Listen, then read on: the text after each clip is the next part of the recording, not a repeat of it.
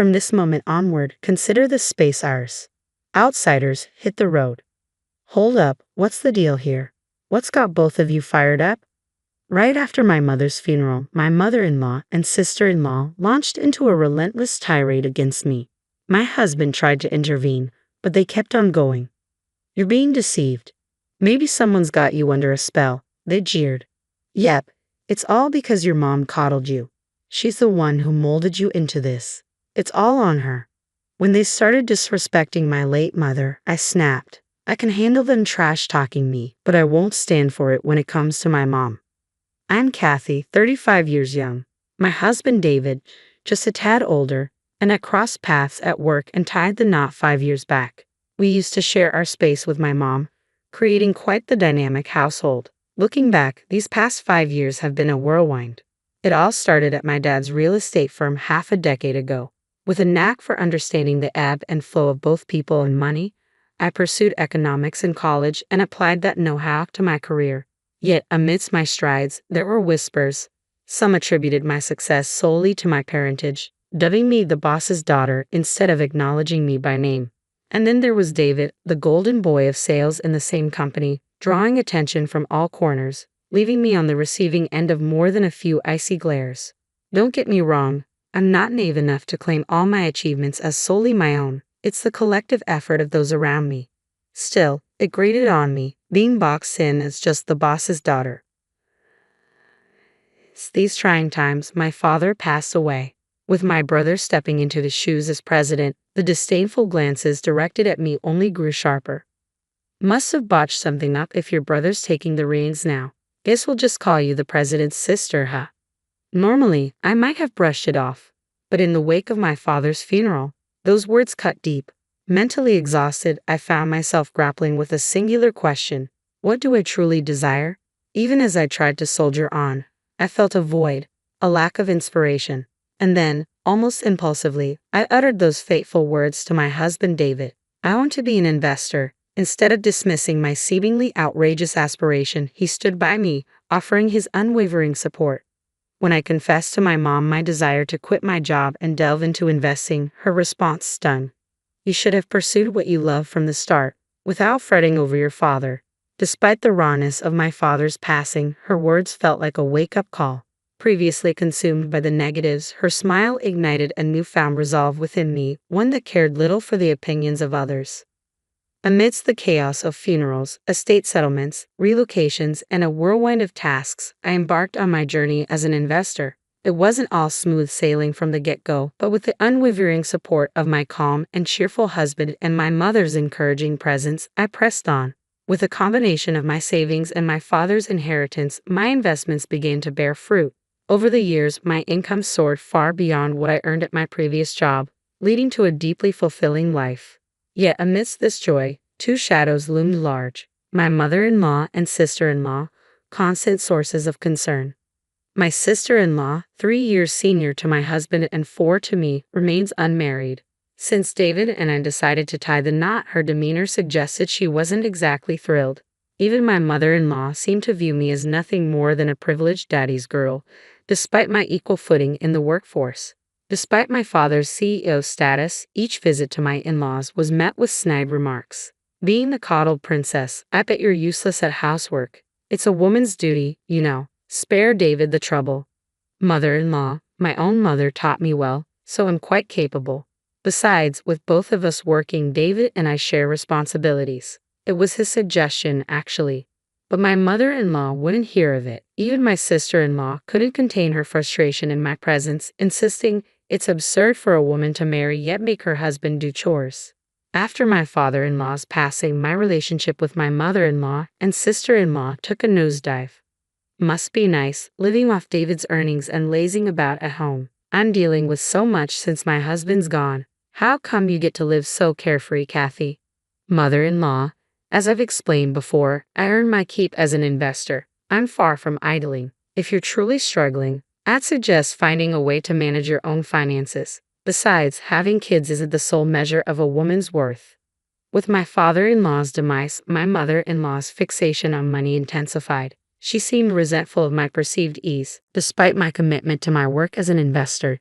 Yet I wasn't inclined to hand over any cash. Every visit to the in-laws revealed more lavish purchases, making it clear where any allowance would end up.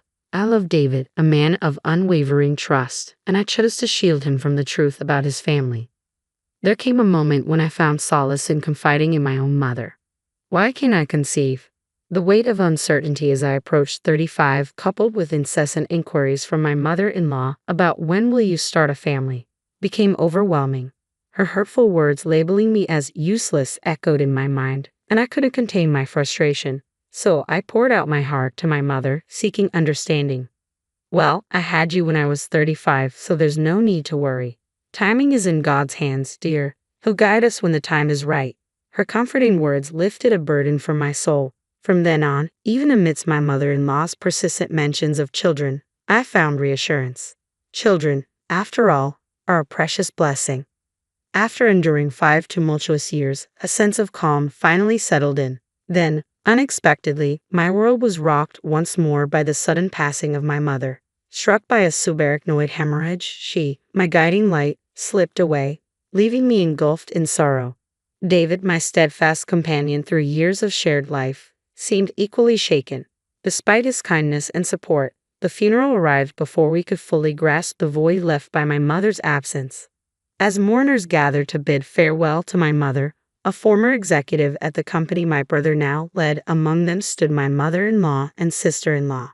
It appeared they had chosen a moment when David was absent. "No need for you to be here, Dolan," my mother-in-law remarked curtly, offering no condolences. They proceeded to sign the register, leaving me stunned by their callousness. Yet upon David's return, their demeanor shifted instantly. "You might be struggling, but Kathy's shock is likely even greater. You need to be there for her," they'd insist, seemingly mindful of my emotions. Later, as exhaustion from the whirlwind of recent days weighed heavily on me, the doorbell pierced the quiet of our home. My husband, ever considerate, answered it, assuming my mother-in-law and sister-in-law had come to offer support. Without a moment's hesitation, he ushered them inside. As they entered the living room, their glances towards me twisted into unpleasant smirks, and then came words I never expected. "From today onwards, this is our domain. Outsiders need to leave, Mom," David exclaimed, his surprise evident. My mother-in-law's words poured forth unabated. "Until now, we've tolerated your presence because your mom was here, but now, only jobless Kathy remains. If you let yourself be leeched by such a woman, you'll ruin yourself.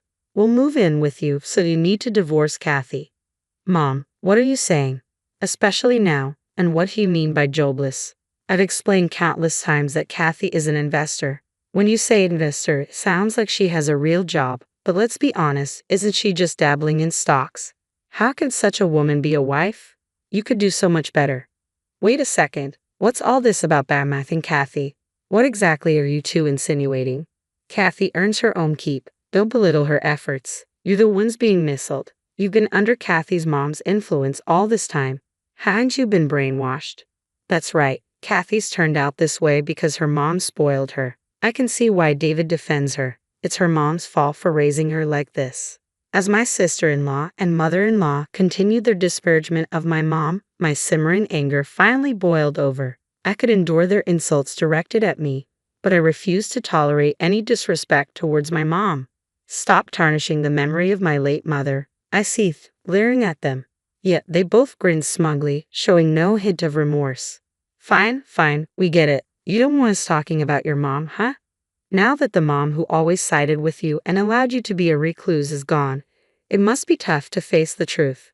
My fists clenched, trembling with suppressed rage. Taking a deep breath to rein in my emotions, I prepared to fire back, but before I could speak, it was David who stepped in. "That's enough, Mom. Stop speaking ill of Kathy," David interjected firmly, addressing both my mother-in-law and sister-in-law. "Kathy isn't a recluse. She's a legitimate investor. My mother-in-law and I have been supporting Kathy's endeavors from the start. If Kathy were just fooling around, neither of us would have stood for it." Even my mother-in-law, sister-in-law, and I couldn't conceal our surprise at David's uncharacteristically stern tone. My mother-in-law seemed taken aback, scrambling to offer excuses. "Don't be so upset. Nevertheless, Kathy's lifestyle thus far has been sustained by your income, hasn't it? You've provided her with a privileged life, even buying her this lavish condo." Poor David. If you move in with us, we'll take care of all the household chores. Just give us a small allowance. That's all we need. Isn't that right, Mom? My mother-in-law's words were cut short by David's flustered voice. This apartment belongs to Kathy. What? My mother-in-law's incredulous cry filled the room, her surprise impossible to conceal. She scrutinized David with wide eyes, as if seeking confirmation. This apartment belongs to Kathy. When did this happen? I never agreed to that. This apartment was part of my father-in-law's legacy, and Kathy inherited it. That's why the title is in her name. Besides, we split the living expenses evenly. I don't understand what you're insinuating, but Kathy earns more than I do. Both my mother-in-law and sister-in-law were taken aback by David's revelation. It was understandable. They couldn't have fathomed that I earned more than him. My mother-in-law's energy waned at David's words, leaving her looking like a deflated balloon. Taking the reins from her, my sister-in-law spoke up. That's impossible. Do investors really make that much? Just by trading stocks as an individual? I can't speak for other investors, but perhaps Kathy has a knack for it. Regardless, the facts remain. How dare you undermine my beloved wife? This is our home. Stop kidding around, both of you. Leave now. Upon hearing David's words, my sister-in-law spiraled into panic. What? Hold on. We came here expecting to move in today. What? Now it was my turn, along with my husband, to exclaim in surprise. You sold our house. Why the sudden decision? You could have at least discussed it with me. We thought we could stay here. And we were strapped for cash. I quit my job, assuming you'd support us. If you don't let us stay, we'll be in serious trouble. Mom, please say something. With pleading eyes fixed on David, my sister-in-law shook her mother, who seemed frozen in shock. But the magnitude of the situation left my mother-in-law in a daze. My sister-in-law, her confidence shattered, now clung to me for support. Hey, Kathy, I'm sorry. Please talk to David for me. We can't go on like this. You mentioned you sold your house, so you must have some money saved up, right? I spoke coolly to my clinging sister-in-law, prompting her to lash out at me.